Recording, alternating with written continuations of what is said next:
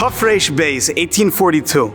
The Gaon and Tzaddik Reb Itzel of Volozhin, the son of Reb Chaim of Volozhin, the Rosh Yeshiva of the Volozhin Yeshiva, is summoned to Petersburg, the capital of Tsarist Russia, with a number of other Rabbanim and Tzaddikim, to meet with government officials regarding Torah Chinuch.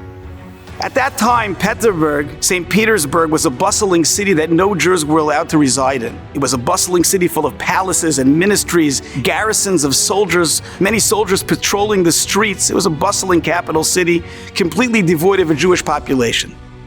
Late one night, Reb Itzel of Volozhin is walking alone in the streets of Petersburg, and he passes by a completely deserted area, an empty field.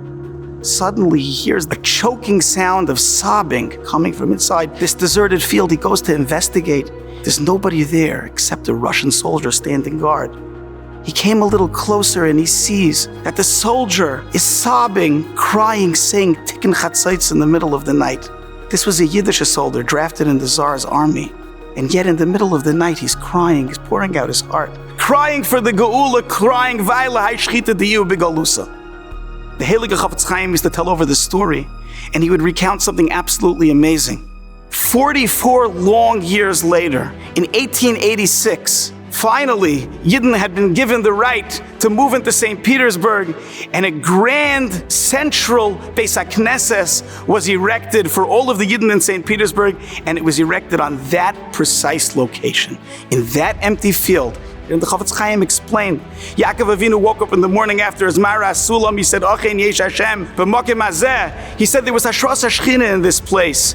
Ein Zakim Beis Elokim. A place where there's Ashras HaShechina, imbues that mokim with Kedusha, with the seeds of holiness. And at a later point, there will be a Beis HaMikdash in this place, similarly, says the Chafetz Chaim. A place where a Yid cries and davens.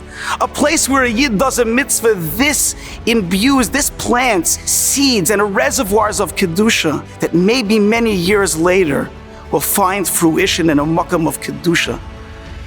As we travel in the streets, whether it's not the streets of Petersburg, the streets of whatever city we happen to find ourselves, we have to understand Vayimah and Yidden, that every single time that we make a Kiddush Hashem, every single time a Yid is mischazik, every single time you're Ayman bin Esayin, every single time a Yid whispers words of tefillah to the Rabbeinu Shloim, he's sowing seeds of Kedusha, and the dividends and the growth can be absolutely cosmic. We can't even imagine what edifices of Kedusha we are building for ourselves and for all days.